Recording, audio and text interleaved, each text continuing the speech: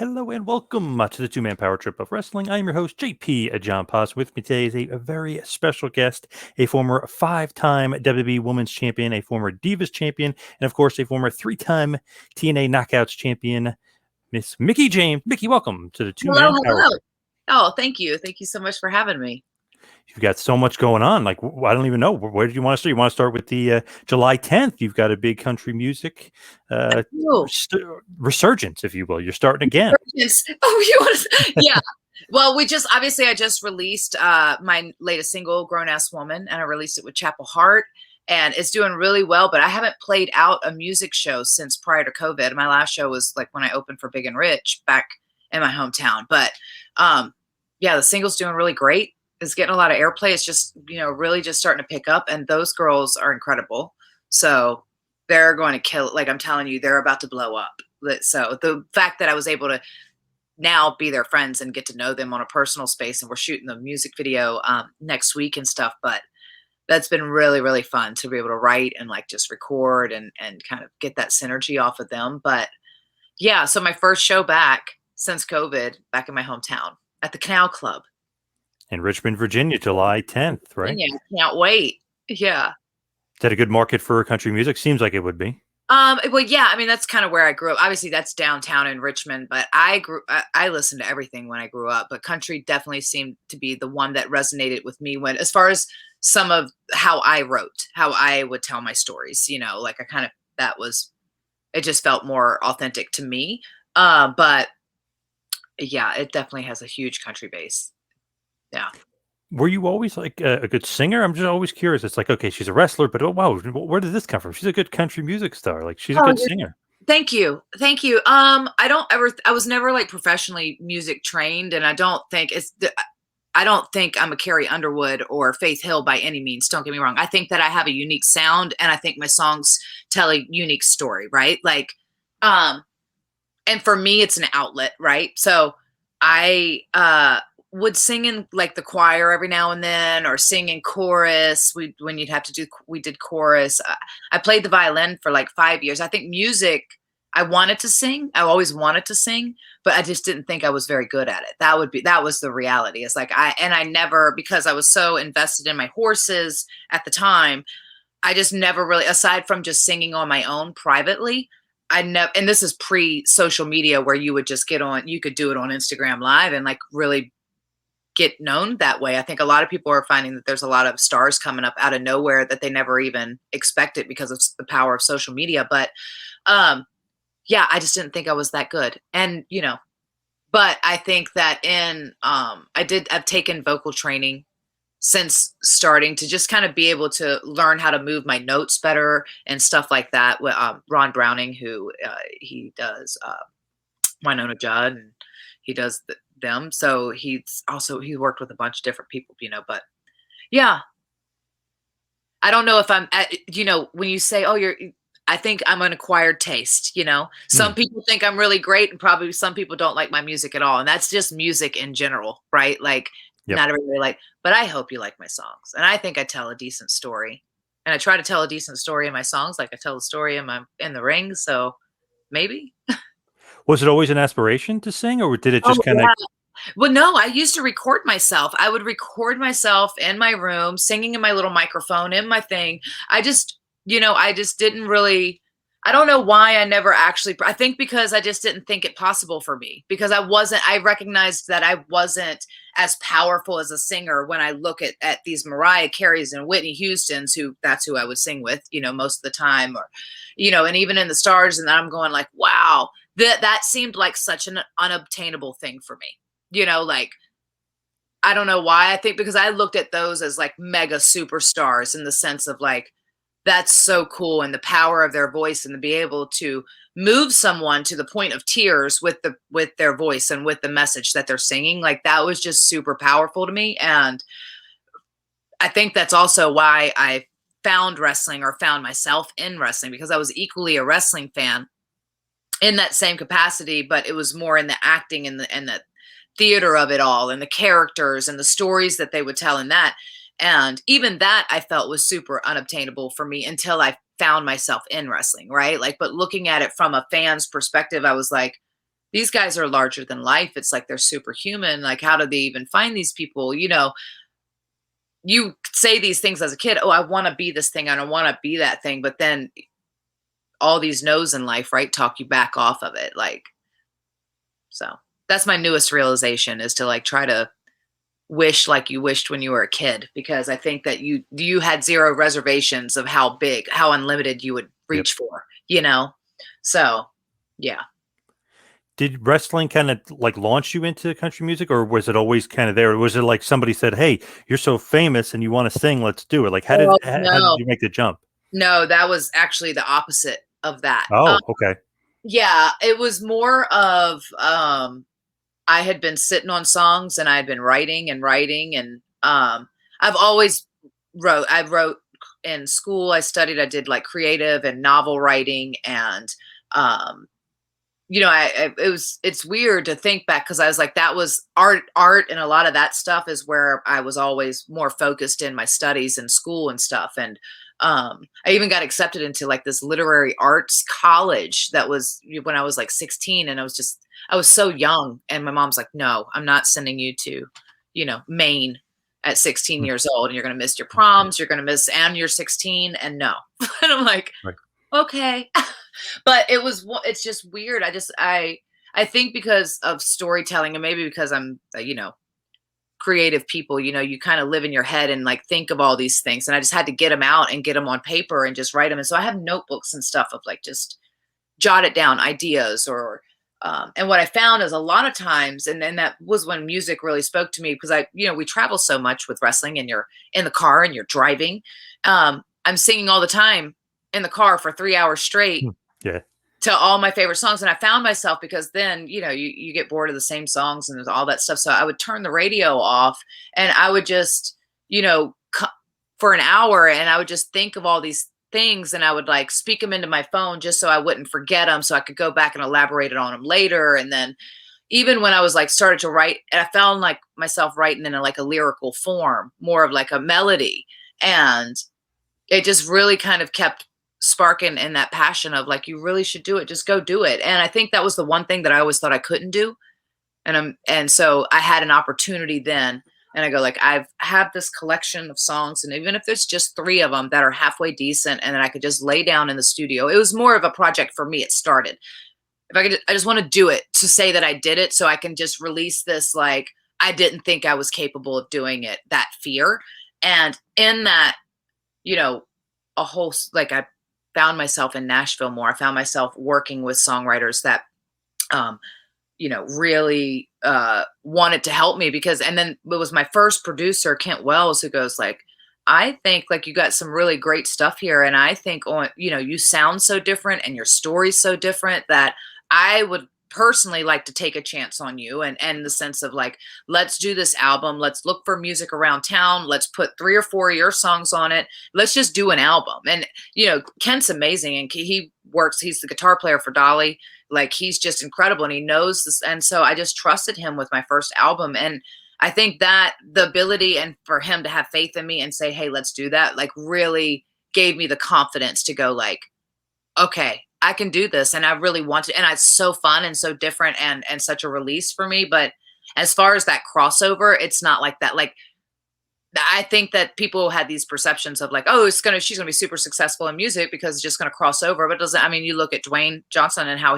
long it took for him to cross over into the acting world and get taken seriously. Like, I've been doing the music grind for real for like 10 years on a album level, which is zero time when you think about it in any artistry kind of space. But um even before then, singing and writing in my own personal, but it's cool. It's cool because I think that at first people were like, oh, that's that wrestler girl that sings. Or like when I would go to do media and stuff and be like, oh, this song's good. And then, this song's good.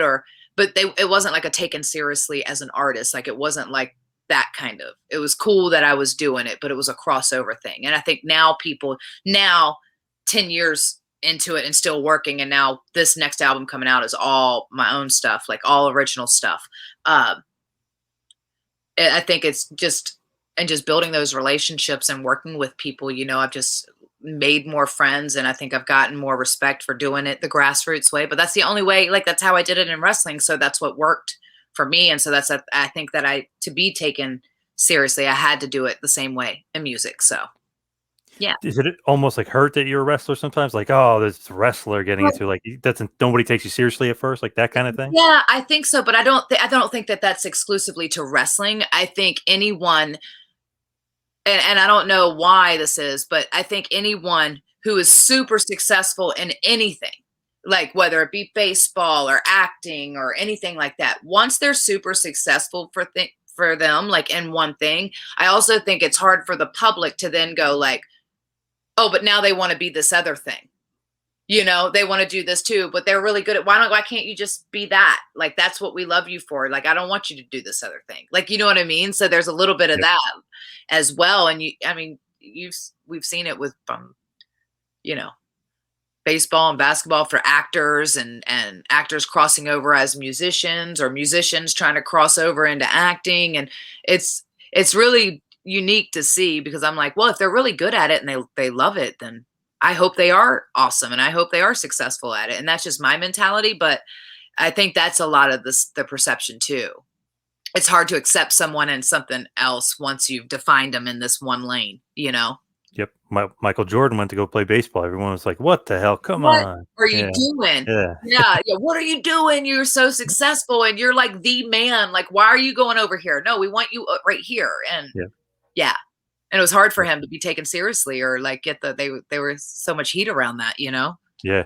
I mean, even Tim Tebow on like a much lesser scale, but he's successful in football. Then he tries to play baseball. People are like, "Oh, what is he doing? Oh, Yeah. what are you crazy?" Yeah. Right, right. So Now, as far as Empower, like the name says right there, Empower, you're going to be wrestling coming up. We'll talk about Empower, but you are going to be wrestling for the 73rd oh anniversary yeah, show too.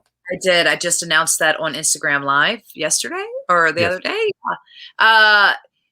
I think because I put in a lot of energy and I'm putting so much focus into this Empower, and then I go like this, trading in my wrestling boots for a business suit was been a real unique place to be in, because I'm really trying to sit back and take a big look at the whole picture. I don't know what happened there. Sorry. But and I'm really excited about it, but I want to take it seriously. And I feel like, oh, and then I was like, well, are you going to wrestle on it? And people were asking me, are you going to wrestle on it? And I was like, I do not know how I can present the show to the best of my abilities if I'm also then thinking about this match that I'm going to have and making sure that I put that on for the best of my, you know what I mean, in the same night. I just think that it kind of, this show, the women's, Empower is not just about me. It's about all the women, right? Like it's about women's wrestling for me and like what that means to me and, who I think those torchbearers are going to be going into the future. And so I am super, super excited about that. And I'm super excited to be able to be given the keys and a space of that to try to let my vision of what that looks like, come to life. And I know that this is the first of many, and I hope that it's amazing. I know it's going to be amazing, and I hope it delivers on every level. But it's a huge responsibility, and I'm definitely like have my team of women around me that I'm like, I lean on them to help me make the right decisions. And, we got some cool people and some cool stuff like involved, and I'm going to start rolling that out. Over the next coming weeks, but it's just been amazing. And I think I've quietly sat back and watched the growth of NWA since my husband's been there and what they've done, and to be able to bring this brand back and the way they deliver the product is so unique. And it's really not, when you think about it, it's not unique. It's just the wrestling that I fell in love with. It's that's kind of, it's what's old is new, but it's like that modern day delivery to that presentation, to that old school wrestling feel style. And I just love it so much. Like I think it's so different and it's so unique and powerful, and it really has the ability to showcase different talents that perhaps got overlooked, because they didn't fit this specific mold or whatever the case may be. And it gives everybody, someone give them a unique place to really shine and show all of their strengths, so I think what they've done with different characters that people had even forgotten about to build these like really emotional stories, those 10 Pounds of Gold series and all that stuff. I was like, this is so different and it's cool and it's I want to watch this, because it makes me feel, and I think with everything and all television and everything, I'm looking at it and I go, we're moving so far away from that reality television space of, especially I think with anything in the last 2 years, that's the thing that's been the key element of the change, is the authenticity of everything, of like being able to truly relate to the audience. And I think people just don't want trash TV anymore, or like fake reality or any of that. They want to be emotionally connected to the stories that they're investing in on television, right? So that's a cool thing to be able to try to do, and if I can do that for women's wrestling too, that would be really, really cool. But yeah, as part of this whole weekend, because I go, such a huge weekend. It's honestly my first, real appearance at NWA at the showcase as in itself. And I think, I I was sitting back thinking, and I was like, with everything that Billy's doing for me and to help me and giving me this platform and like really just kind of saying, this is your thing, here you go. I'm like, I would really love my first wrestling appearance. If I'm going, I was like, because I was going back and forth on the wrestling. I'm like, not because I'm not good at it anymore, but I was just like, does it mean the same? Is it and I'm like, no, I am still good at it. And I would love to lace my boots up again and actually kick some ass out there. And so, yeah, I just announced that I would have my first match back at NWA 73. So I'm looking for an opponent, obviously, or Billy, and I've left that key in Billy's hands, as to find, like, let's find a really killer opponent. And I'm excited. I'm super excited. It's going to be Who, good. who do you think are possible opponents? I don't know, because I'm like, well, if we go within the NWA, there's Kylie Ray now. I think that obviously there is Camille as the champion, but me as a businesswoman go, she's aligned with my husband and she's the champion and he's the champion. And as a businesswoman, I don't need to do, like, I think I like Camille. She comes over the house. She comes swimming at the house, like we're all friends. So when it came time to go after the championship, I would just really like to have one of those matches with like a Thunder Rosa, or like with a Serena, or someone who's really like that type of girl of today that people really have their eyes on, and put on a hell of a match. And that's all. Have like a really amazing showcase. And so whoever that might be, I mean, there's Deanna, there's so many girls that are, I mean, Ring of Honor's getting ready to do that tournament, that are getting showcased. There's women that I haven't even stepped in the ring with that have really, risen up in the last 5 years since I've been back and on the road and stuff, because of this whole, renaissance of women's wrestling. So it's kind of cool to see. There's so much people that I haven't even seen yet. So we'll see. Who do you suggest? Do you have any suggestions? I was going to say Serena, because she seems like, as Serena Deeb, as far as everybody right now, she seems to be the top of her game more so than anybody else I've seen. I mean, anybody they throw her in there with, Riho on AEW, good match. Thunder Rosa, good match. I mean, Cheetah, good match. Just one match after another. She's been having, she's on a roll. Yeah, I know. And I'm so happy for her. And I would have said Serena. I know I've wrestled Serena, but I think everybody knows that Serena is always my go-to, because I think she's the greatest women's wrestler out there right now.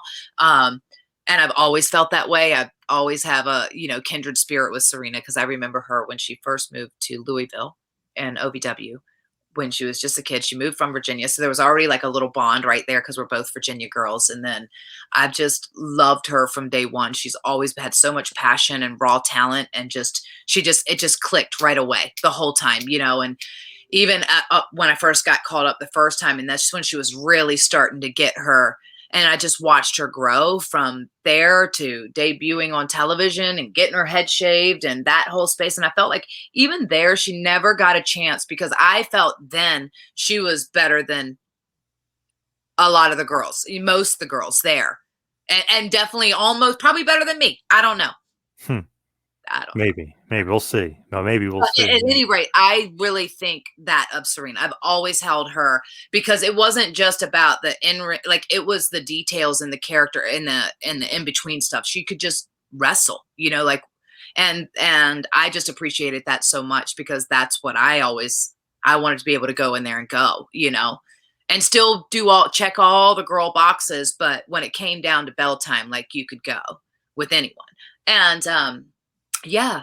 Yeah, and I think it's really, really cool, like, to just watch her journey because I think that she's been through it too, where she kind of thought, maybe it's just, after the first run and then like, it just seems like a struggle, and because she never got a chance to showcase her wrestling ability on television, so people didn't know, and then, then to come back for, like, the classic and then be a trainer, and then I'm like, "Well, you're 30." She's like, she was 30, and the girl, even all the girls she was training were her age and older, or like right in that space. So, but I'm like, you're head and shoulders above, you know what I mean? Already, you're already ready. Like this, like there's so much to do with her, and I just, for whatever I think because she's so sweet, her genuine aura, her genuine. So I think that maybe until you see her like live and watch her work, like people don't understand that how, because she doesn't feel dangerous when you talk to her as the real person, Serena, because she's got such a good soul. Like she's just so nice. Like we'd say too nice for wrestling sometimes. Right. That was always what Lisa said about Molly Holly. She's so nice. She's too nice for wrestling, like, Yep. um, but just mega talented. And I just look at Serena in that same bracket. Like she's so freaking good. And I'm so happy that she's finally getting a chance to really showcase why she was always put in those positions to help level everybody up and take them to the next level because she was already there the whole time. It's just, yeah. Seems like you're almost hesitant at first to wrestle. Did somebody have twist your arm, or did you always want to No, come to no, I wrestling? think I was just hesitant. No, I think it's more of that's just an ego thing, probably, if I was to be Hmm. honest with myself. I think it was more of I had a plan for how I would kind of go out or do that or hang up my boots and transition into more of a backstage role. Not because I wanted to still wrestle or whatever, but it's just more of I had felt that energy coming to me in the sense of like I should consider a crossover. So and feeling that like put not pressure, I would say, but feeling that idea sparked in my head, like, hey, kind of maybe we should think about something like this and like moving forward, which is awesome because it's gives you longevity in the wrestling business. And I always wanted to cross over and work behind the scenes whenever that was. But I was also cognizant of the fact that I didn't want to do them both at the same time. Like I think that you kind of have to tie a bow on one thing before you can fully commit to the other, because otherwise your purpose, or there's always this weird, oh, but maybe I could insert myself here. Or what if I did, there's, so then it kind of blurs the lines a bit. And I know player coach works, but it also kind of, I think, can change the business a little bit on your end. So, Yep. oh my God, apologize. All right. Yeah, no problem. Guys. Rude. Um, yeah. So I think it was that. And then since I'd not gotten that opportunity, I go like, well, is coming back and like, how does that look? And I didn't want it to be like, oh, have your last match on the indies or whatever in some random, because I had already considered that before I went back to WWE. I think I'd gotten in a space of like, I think it's time to transition and move before it was just weird that I came to that conversation with myself before I got called back for the match at Takeover and stuff. I'd already had that internal conversation and talked to Nick about it and go like, okay, well, so if we just wrap up this and then I'll just take appearances for here on out. I'm not even taking wrestling bookings right now. I'm not taking any independent, obviously signings and music bookings and appearances. I'm doing a couple Comic Cons and stuff like that. But I kind of already made that decision. And then I was just like, I just want it to mean something. That's all. Like if I do it, I just want it to mean something. And I think because I had wanted it to mean something for a minute, and I Yep. think that if I'm going to do it, I want to do it right. And I think I have the opportunity at NWA to do it right and to be able to have a really cool opponent and have some time and kick some ass. And, that's all. Because I still love wrestling. That's Yes. why I love it. I love it so much. There's nothing like the adrenaline from the crowd and the rush and all that stuff. And, so yeah. Did Did you have the idea for the all women's pay per view, or did Billy have the idea for the pay per view? Billy had already known. Well, Billy is my friend. I've known Billy for 20 years since like way back TNA in Nashville Fairgrounds days, was when I first met Billy. And I think that, even obviously because the NWA is Nick is so heavily involved and the conversations with Billy. So I would talk, and I think that it was very apparent that this was something that I had tried to do and wanted to do, and really had tried to push it through and go through different channels and talk to people about it. And it was just kind of, and I understand it's not like me being like, oh, but it is one of those things of like, I do believe in it. And I think that there is a genuine audience for it. And it could have been like a really great space. And I still think it's a really great space to build females. And because otherwise women get like one or two matches on the card. And I recognize that all of my successes, failures, all of that came at the hands of men in the sense, because that's who's written the storylines and done all of those things for years. And so I am still very, very grateful for it. But I think that we've evolved to a time now where um, they're not always authentic to females because they can't see it from a female's perspective. So I just think that we're in a space where we can see wrestling for the first time from a woman's perspective of the woman, kind of helping guide what that looks like, to then bring back, we talk about a female audience, like, oh, we don't, the demographics in the audience, because I recognize that most of our audience is a male audience. If anything, more than ever, we've opened up to like the LGBTQ plus community, to, women in general, especially like just trying to capture that female audience. But I think it's because we've never really gone after them. Like we've never really targeted them because we've never really related to them. And so hopefully that's what I can do with this, is be able to bring back that female audience that used to come to the shows with their husband and their kids, and they all enjoyed it as a family experience, because I think that, if the female characters are not relatable to the women, then it's hard to get them to, Yep. Understand or like care. Yeah. With that pay-per-view, obviously at Wrestling at the Chase, St. Louis, a lot of tradition there. I mean, that's pretty damn cool if you just think about the wrestling tradition and who used to wrestle, in St. Louis and Wrestling at the Chase. Pretty awesome, just from an old school perspective. It's so awesome. And we've been talking, and Billy been talking about going on the road, and because we've been filming in Georgia and Atlanta, or they've been filming, I should say, in Georgia and Atlanta. But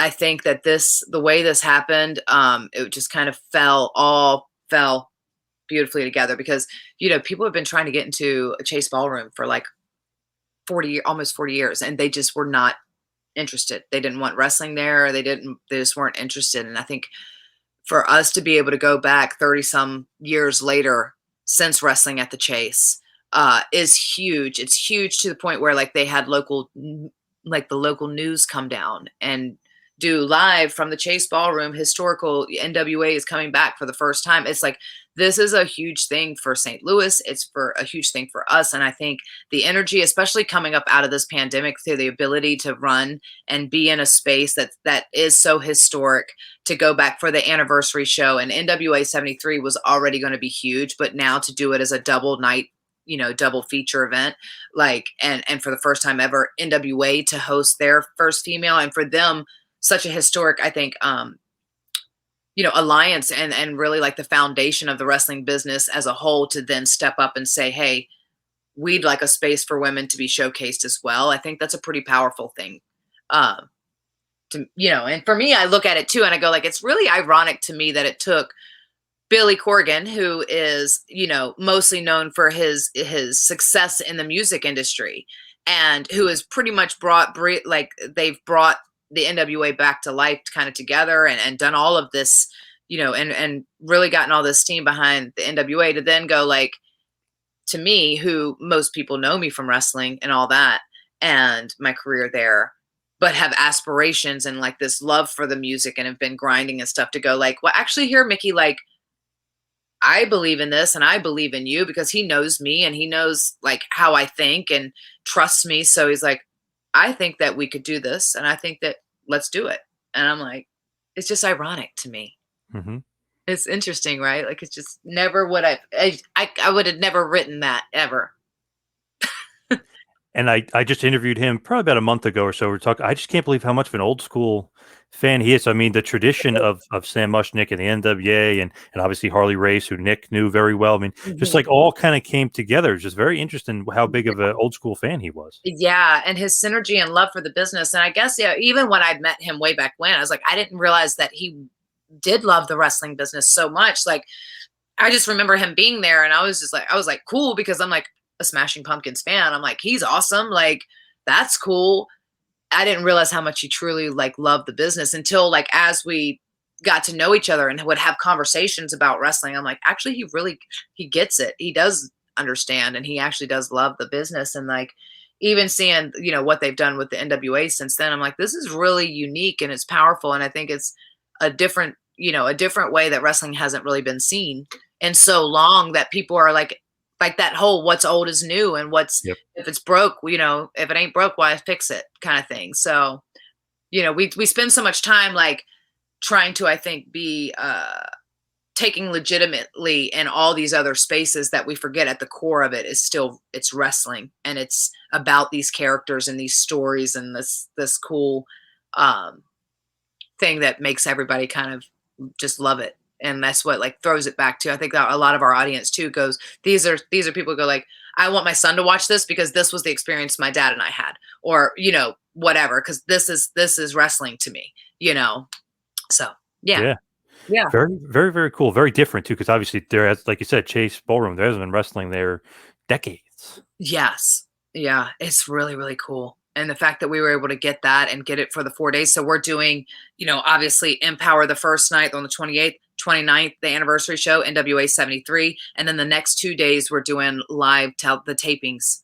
We're doing the tapings from the Chase Ballroom as well, on the Monday and the Tuesday. So, and I think that we're doing tickets and all that stuff for those as well, and different kind of packages and stuff. So it's going to be a really fun event and a fun weekend, and just a fun time for anyone in and around, and for a love for the business as a whole in St. Louis that weekend. So that's what I'm really excited about. And I think that the fact that the city is excited about it as well, and just kind of buzzing about it, it just, speaks volumes. Yeah, absolutely. Now Yeah. you mentioned Takeover back, I guess it was 2016-ish with Asuka. How did that all happen? Because you said you were looking maybe I'm done, but then all of a sudden, Yeah. is it like the Triple H thing? Is he calling you like, hey, we want you to wrestle? It was actually Mark Carano that called me first. But I had went into, like, obviously I'd been back, I'd had Donovan, and was a new mom, in the sense of like he was about a year old, I think, about that time. And the irony was we were actually flying back to England when I got the call saying, "Hey, do you think you could be at Takeover?" And I had to shoot that video I'm in his mom's garden in England shooting this. I'm like, I need to find a space to shoot this thing. And I just had nowhere, because we're on at his family's house, like I'm like, where am I going to shoot this thing? Um, but it was cool. It was exciting. I was honored to be asked to come back, honestly. Um, I just I was so, because I guess it was just weird, because I go like, it's really ironic, because about 2 weeks ago I'd already had the conversation with Nick of like, I think I'm just going to stop taking bookings. I was just going to quietly just stop taking wrestling bookings. I was like, I think that after this year I'll still do appearances, and I might do like a special guest something, but I just don't. I've tried to go back to WWE. They didn't seem really interested. I was offered like a trainer role for a while, or just to try out and see if I Right. liked it. And I kind of was like, I'm not ready to be a trainer yet. Like, I'm still young, and then had D, and then I'd done so much stuff with Impact. And I kind of, yeah, I was just like, I don't really know. And yeah, that was when I got the call, when I would just kind of come to that headspace of like, yeah, I just think I'm just going to figure out what's next. That's where I was at. I was like, I'm going to figure out what's next. And then that kind of fell out of nowhere.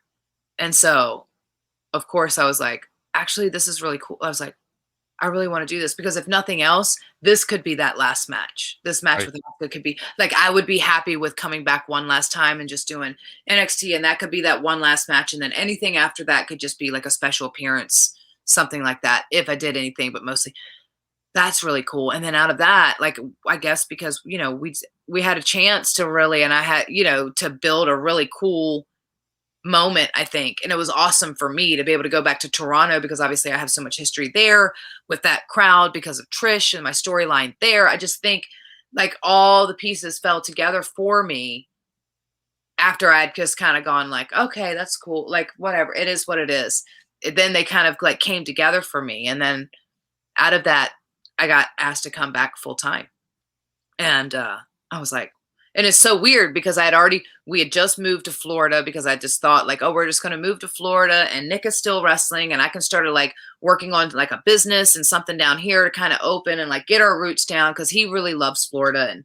And so had our horses there, the whole thing. And then it's like, oh yeah, well, we want you to come back on the road full time. Well, my whole family's in Virginia. Everybody, I'm like, we're like, I've settled in the space, like thinking I'm not wrestling anymore. Right.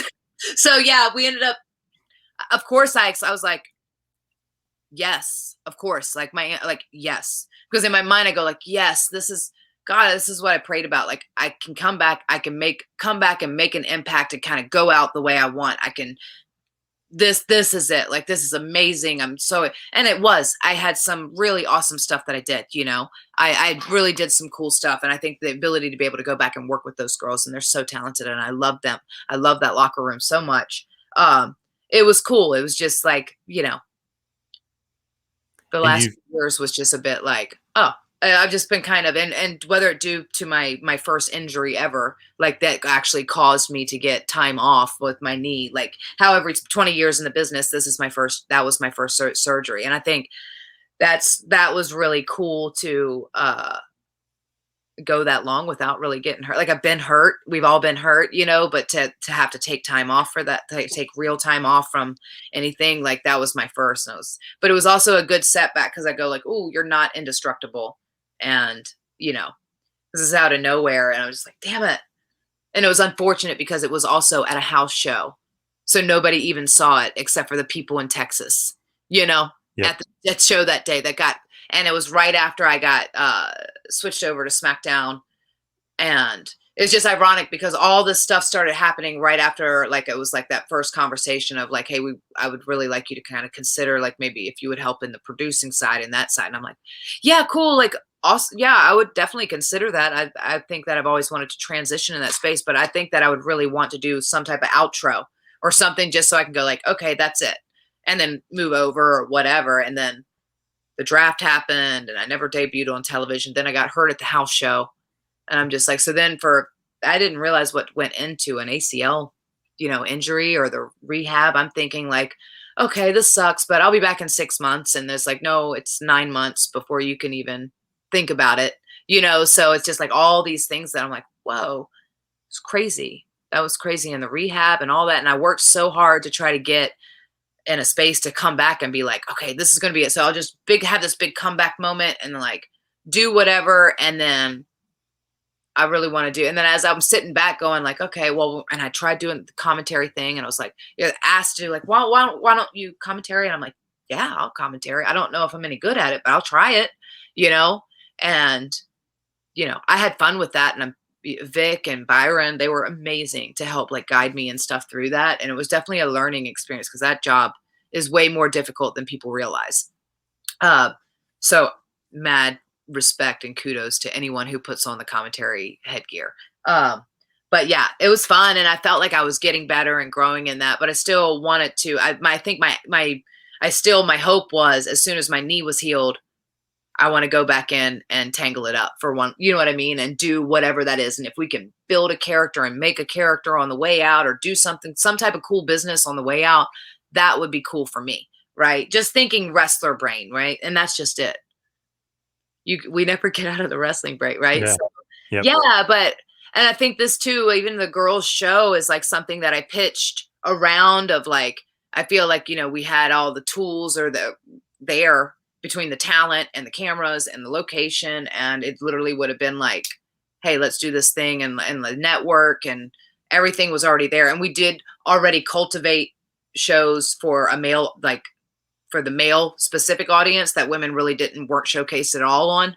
And I know like, obviously every promotion has done like an all female show and all female pay-per-view and all that stuff. But it's always like one of those like one-off things, and I just was like, I really feel like there's a space where people want to see this and more directed to them. And it's like, it's a niche audience. Obviously, it's not going to grab everybody, but it would grab the same amount of people that are probably watching some of these other shows that are kind of cultivated just for them. So I don't know, but I'm getting a chance to do it now. So it's cool. Yeah. Yeah. Was it weird though in WWE, like, hey, we want you to be a producer, hey, we want you to train, hey, we want you to do commentary, but like you're still in your prime. So is that kind of weird? On like their part, or you're in your head, you're like, wait, I could still wrestle. Well, what do you mean all Yeah. this other stuff? Well, and I think that would happen to anyone in that space. And I'm sure there was obviously some of that because I'm like, well, wait, I still want to do this one last thing. And I thought that's what we were doing. We kind of talked about that. So I kind of thought that was always the plan. And I'm happy to, because it would be cool to try, like, okay, if I am good at commentary, that is a cool role to step into. Like there's been, you know, uh, King's done it, Booker's done it, like, and they're incredible at it and be able to cross over and do that and have that personality. For me, it was a step back when I go like, okay, now I have to watch wrestling differently because I've only watched it through the lens of wrestler. You know, I've not watched it as someone, as an analyst or someone that's sitting there going through and explaining the moves or why and all these things. There's a certain art to that, you know? So I was like, okay, well, I got to watch the product from different eyes, rather than the wrestler brain who's just sitting there going like, especially my matches, I nitpick them apart. So like any of the matches, I'm like, "Ooh, that was cool," or I wonder why they didn't do this way," or you know, that's my analytical brain. So anyway, that was just different. I think it was obviously we all go, especially if you want that last thing or if you're looking for that. There's always that itch of like, okay, yeah, that's cool, I love that, but I still want to do this one thing that that was, you know, or that one thing that we talked about that I thought that was the agree like that was what we agreed on. But it's not, and that's just one of those things that happen because it's like as their storylines move so quickly, everything moves so quickly, you know, and so I think that there's so many moving parts that everyone doesn't really get a chance to communicate, and so not everyone is always on the same page, and I feel like that might have been my biggest bit is that I didn't have the huge conversation with perhaps just Vince himself and just go like, I thought we were doing this and this is what I want to do. And this is really like, whatever you want to do, let's do it. But can we do this first? But I also thought that we had those conversations on a different level. So I don't know, not saying all like, you know, all the craziness, but With yeah. them and obviously, you know, the release, were you shocked by the release at that point when you did get released? Because it seemed to me to be a bit shocking. I wasn't, you know, I sit back and I go like, I really wasn't. And nothing really shocks me anymore as far as because this business is crazy, you know, Right. Yeah. and we're all crazy in it. That's the like this business is crazy and we might all be crazy in it. No, it wasn't shocking. I think that I feel that I felt like I had just kind of come to the conclusion that they weren't going to give me the out that I really hoped for whatever reason. And that was okay. And I also had a realization over the WrestleMania weekend that I probably wasn't going to be able to get this girls thing pushed through either. Like there wasn't a genuine interest or where nobody really kind of saw it. I probably, if I would have kept plugging away a couple years down the road, I might be able to get it pushed through. You know what I mean? Like that was Mhm. kind of like, if I was like, so then I felt like almost in a space of, well, then what is it? You know, like, is this whatever I'm going to do there, is that going to fulfill me? And is that going to make me happy? Or am I going to feel like I settled? And I never want to feel like I settled. So I think that we had just come to the realization that there wasn't really a compromising space. So I wasn't shocked about it. I think that you know, and that's unfortunate, but it doesn't make me not love my experience and my people there and a lot of the stuff that I did do there. It's just unfortunate because I just had a different vision of it.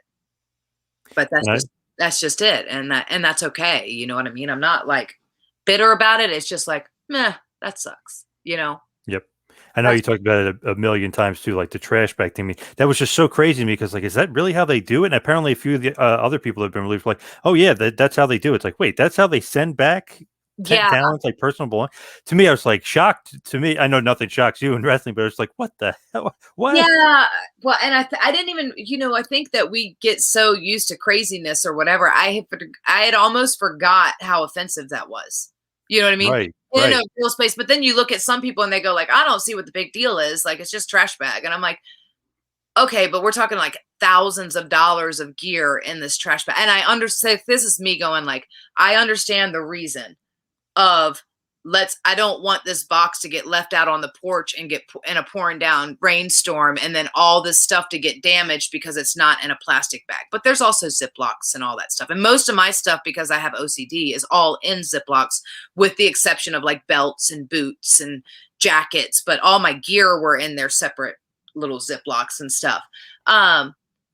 But that's how I think that's been like a thing of how they've done it for so long, that it was just a thoughtless, it was just tone deaf. And I think that I kind of posted it, and I had, not just reservations about posting it, because I feel like this is going to come off as bitter and ugly, and I'm not trying to be that way. But at the same time, I'm like, this is exactly like the thoughtlessness that I'm talking about. Like, this is like represents it in a freaking nutshell, in this one thing. And what I thought was powerful, because I go like, I zero doubt in my mind that Vince has no idea that that's Yeah. how they send the talent their stuff.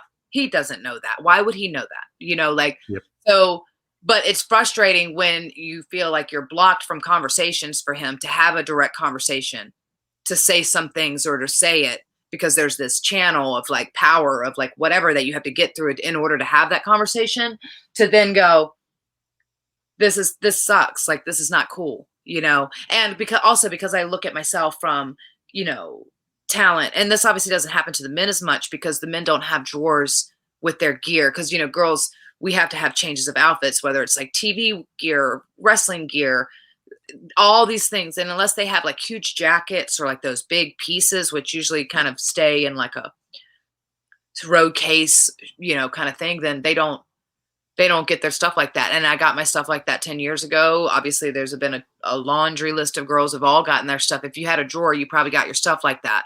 I wasn't like that personally offended by it. It was more of like, oh, this pretty much sums it up, like in a nutshell, like in a sarcastic, Mickie James sarcastic sort of way. And it was the people who got like floored by it. And I think because I've been in the business so long, is that you just forget, like we're so desensitized to, craziness. So to me, it wasn't like, oh, how dare they send me my shit in a trash bag. It was just more like, yep, this about sums it up for the, like what, it's funny. It's, well, I Weird. don't, but I'm like, and that's why I was like, I kept away from doing media at first when it first happened, because it went on, like it took off. And I was like, this is the one, everybody wants to talk about this freaking trash bag thing. And I don't want to talk about it because I don't want to be the bag lady. That's not what I want my career to be about, this freaking trash bag. Like, I'm glad that they took action and recognized that it's not a cool thing to do to talent as you're asking him to leave. Because and I think about this, we talk about mental health, we talk about all these other things. Mickie James in 2010, when I got my stuff in a trash bag, was devastated. Like, and this is before social media, before all these things. I was already in a bad place. I was heartbroken. My dream was taken away. It was all these things. And you go like, oh, they think I'm trash. So I think now, as we have like a lot of girls that were sometimes younger on the talent list or whatever, and they're perhaps not mentally strong enough to understand, like, this is just thoughtless behavior. It's not how the company I don't think that they truly think I'm trash. You know what I mean? It was just we got to get this stuff out, and put the names on the right bag so they go to the right people. That's literally what it is, So, but the fact that there wasn't even like any going like, oh, this might not look optics wise good, because Yep. there is the power of social media now, and I just, yeah. So I'm happy that no other girl or guy will ever have to deal with that, if that was going to hurt their feelings or affect them in some way, because it did affect me then. Like, it did put some like salt in an open wound. But this time I was just like, I'm a different person now, like that is the true art of growth. It was just, I Yeah. was like, whoa, I did not expect that. I did Yeah. not. Yeah.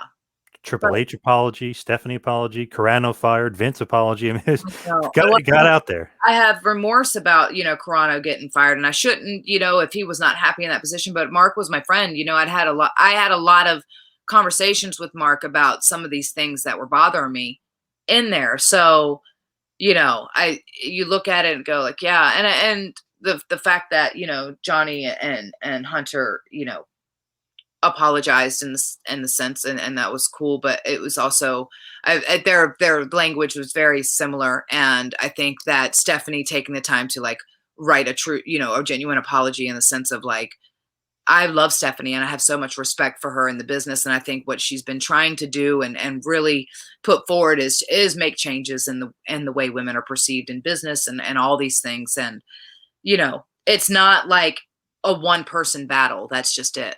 Like it's like any of these things. It's like it takes teamwork to make the dream work. And, you know, I love Vince and I'm grateful. And I think that, the fact that Vince personally called and apologized to me, like I've moved on from it in the sense. And that's why I really want to move away from it, because I've moved on for it. I'm grateful that that won't happen to anybody. But I honestly, genuinely I'm not mad at the company as a whole. I'm disappointed because I wanted so much more, but I also understand their business of like, they're also have what they want, so it's all good. It's just, I think it's cool for me to be in a powerful position now and to be out of this thing of like what it looked like a huge door closing for me. I have a huge brand new, so many opportunities like unfolding before me to like make a genuine change in the way that I had hoped for, but just in a different space. And Yep. that's cool. Yep. Gotcha. Just interesting because you know that you're probably going to get the Hall of Fame nod in a few years. So, I don't know to now. me anyway, I think, I yeah. don't know. Yeah. They'll be like, oh no. It is. I would pray. I mean, there's so many women that belong in the Hall of Fame, in my opinion, even before me. So yeah, I think any time that anyone talks about Hall of Fame, I go like, ooh, I don't know. I think I've had some really, really cool moments, but I also know there's a lot of women that have, has a lot of cool moments too that deserve to be in there. So For sure. yeah, Now, also wanted to mention this just because we kind of mentioned Trish briefly before. That feud is great just from a few different perspectives in the ring and then storyline wise, because you had the psychology thing and then you had like, is this a lesbian storyline? Is this like, is she messing with her, getting her head? But also in the ring, it was such a good contest. You guys always had great chemistry and drew very well too. I mean, it was a very, very prominent feud for a long time for yeah, WWE. yeah.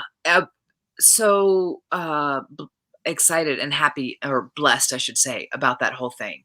Because even at the time, I was grinding on in developmental 2.5 years and just kind of like really, really hoping. And it was in this weird transition of the business of like the diva search and all these things that started because I had gotten in as a wrestler, wanting to be the wrestler, right? Like wanting to kind of do that. And I think with the angle, and I think about all the times that I was supposed to debut, that I did debut with CM Punk and got pulled from TV, and all these things of wanting and almost quitting in OVW because I realized like I feel like the business like it's always gone on these little roller coasters, and I was like I feel like it's going on this space where they don't even want female wrestlers right now, and this is what I've dedicated the last 7-8 years of my life to.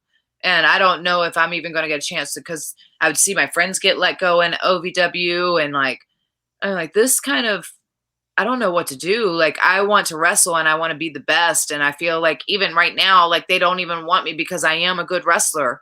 Like, so this is, me, young Mickie James thinking. And so, and all of that, I think the fact that I was able to come in and work with Trish, who I didn't really know up until that point, and with this really amazing storyline. And when you talk to a lot of the girls today, and it's a really humbling thing of like in the locker rooms and stuff to know that that was the storyline that drew them and made them fans, or one of the things like of, and it's still talked about as one of the greatest storylines of all time. And I know, you look at the matches and a whole, and I thought the match is amazing and it's solid, but it was really about more than the match, right? Like that was one of the few times that a women's storyline was invested in for months over television to build these two characters, to build to this moment, to where people were genuinely emotionally invested in both characters, into the story they wanted to see, rather than just the match, and I think that's where, that was the difference maker.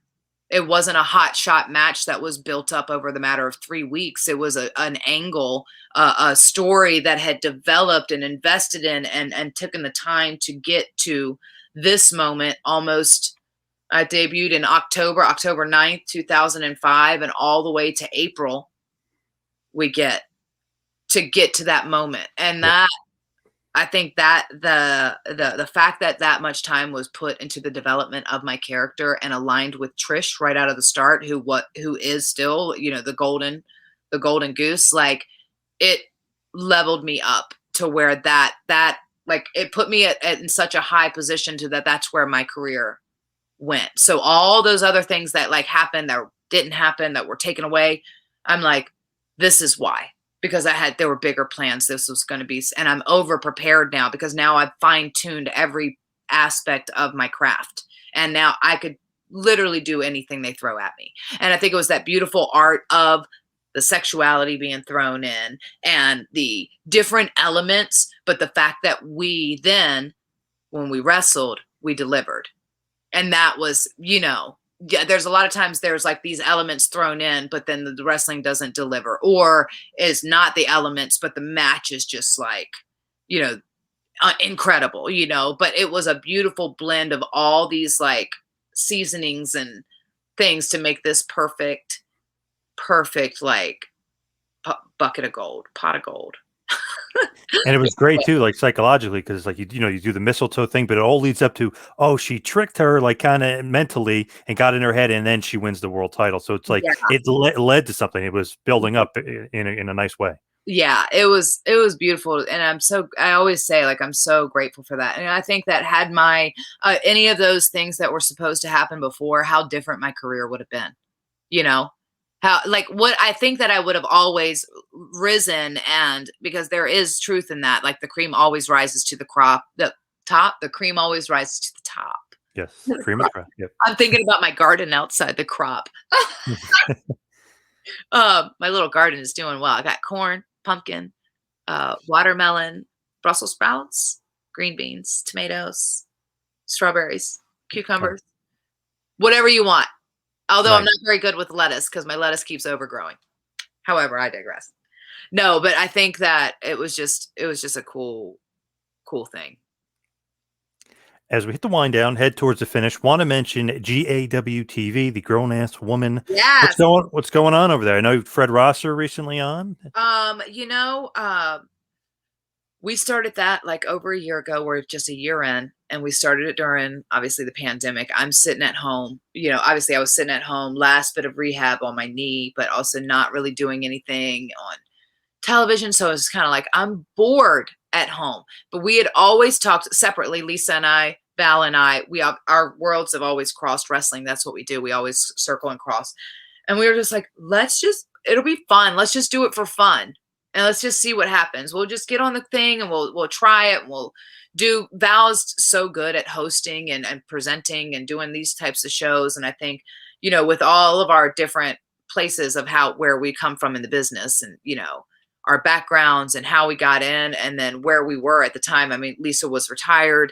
Val is in the UK, but still very much working, like, as a presenter and a host for both, like, fashion and fight TV, and commentating, or she was over there. And then I'm obviously was still under the roster, but as an active mom, but still with a different perspective of the locker room than I did, so with this, just all these different conversations that we could have, but in a real unique space and with our friends, that felt like you were just, we've driven, 300 miles and gotten to the next town, and we're in our hotel in our PJs and drinking wine and talking about wrapping up the whole day, so that's kind of what we do. And then it's just grown so much.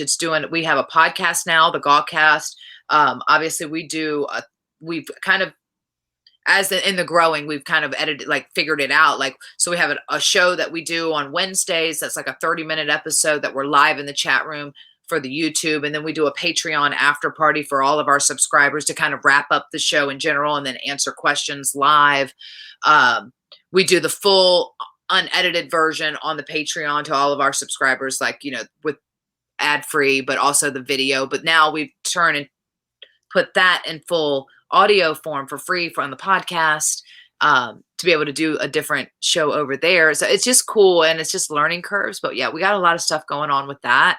And it's been amazing. And it's cool to have these conversations with my girlfriends because I love them so much. And we have different, it's just funny to get our different opinions on different things, because Val is such a girly's girl, and Yep. never wants to write. Like, she's always like, Miss Elizabeth is her thing. Like, was her idol. And that, where I'm like, no, it's Sensational Sherry for me. And I'm a tomboy. I still love the girly girl aspects, but I'm also a tomboy, and Lisa's very much a tomboy in the same, you know what I mean? But it's just fun to do. And so we've been celebrating Pride Month all month long. And our guest last week was obviously Fred Rosser, which, I just saw at the NWA tapings as well. And so grateful he's a part of NWA, and he's doing great stuff with New Japan. But it was just cool to get his story, and from a real authentic space, and just kind of just talk about, what he's doing now, and how he's thriving and all that good stuff. And he's amazing. And we've had some really cool conversations with some some in wrestling, some outside of wrestling. And that's the cool thing, because we don't have to stick to wrestling, right? We talk to drag queens, we've talked to musicians and TV stars and reality television stars, and obviously our friends in the locker room, and all kinds of people. So yeah, it's fun. We love it. Also wanted to mention Legacy subs. What's going on with the latest with there? You guys Yeah. are killing it right now. Oh, we are doing really, really well. I will say that. It's been, so Nick started Legacy Subs. We say we started together, but Nick started Legacy Subs at the beginning of the year. And it was obviously driven towards the men's workout, like test boosters and stuff like that. Cause he's obsessed. Like, he's written, if you don't know, like, Nick has written a book, and he studies fitness. He was a personal trainer earlier, like before wrestling champion, all that stuff. Like, he's always been obsessed about working out, about lifting, about all these things. And I think it was because it was his ability to change the way he looked. He wasn't naturally, he was more of, like he says, swimmer's body, because that's what he was doing. He was swimming and he was doing all these things. And so he had to work hard, and he started working out when he was like 13 years old to like get to work out, to get into a body shape, because of wrestling, because of Arnold, all these things. That's who he looked up to, to be able to look like them, and I think that he's found, in studying it, he just knows so much about it, and he teaches me stuff about fitness and all that stuff as well. And he was able to cultivate a line specifically designed for guys like him, so, and I think that was really cool. And to be able to, at first we weren't even telling people that it was our company or anything like that. It was just more just building the brand out on its own.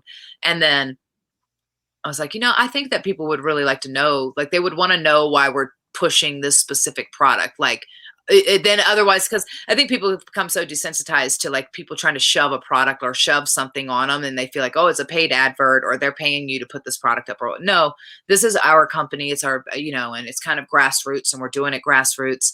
And then after I was released, I go, well, I guess I can do the female line now, Yeah. like, I can now I can talk about it a bit more, and we can do this female line. And I think there's a lot of women's products out there, but most of them are designed to say, hey ladies, here's how you lose weight, or hey ladies, take this. And it's always like these, like, kind of not like false advertisement, but in a sense of like, it's not really designed specifically. And there's not a whole lot of products that were designed for the female athlete or people who are looking to be that. And so why don't I would like to be able to, take this and like, let's look at a lot like these products and like, look at that and build out a line for the women. So we can have, and that's when we just launched Her Legacy. So we just got these amazing products in that I helped name them. Nice. The Herminator, Simmer Down. The Herminator is the fat burner, the fat burner. And the Simmer Down is a relaxation formula, because my brain doesn't ever stop. So I need that sometimes. But yeah, what else? Flush is the detox. And then I also obviously have the multivitamin and the women's enhancement boosters. So yeah, She Assist. Nice. So Yeah. everything is going well It's with legacy subs, it seems. yeah, it's been doing really, really great. And like the last month we had our best month ever, and so we're hoping to keep making strides and keep building that out. But yeah, it's been really, it's growing as it's growing. And luckily we have like podcasts like yourself, like, Conan, and like Conrad's done a lot, and like those adverts, and to get those people to lean on our friends to like help promote the product in a different way, because yeah, it's the art of that's a whole nother animal, you know. But Yeah. it's doing really, really great. And I think that we have some cool stuff coming up with that as well. So So what's next for Mickie James? I know NWA is coming up. Anything else that's coming up we um should know about? gosh, no, that's my main focus, obviously, is building to St. Louis, building to Empower, to NWA 73 and the Chase Ballroom. Obviously, I'm going on tour. I know I have some signings and stuff coming up as well. But my music tour and really pushing Grown Ass Woman, my new single, and being a awesome mom. And I got to work out, lots of working out between now and August. It's my birthday weekend too, so there's going to be a party somewhere in there. Awesome. Nice. And of course, July 10th, of course, in Richmond, Virginia, the Cannell Club, going to be you returning to country music. So that's pretty cool as well. Yeah, yeah, I'm excited. It's going to be amazing. Mickie, thank you so much for all the time. Really appreciate it. No worries. No worries. I appreciate you. Have a good day.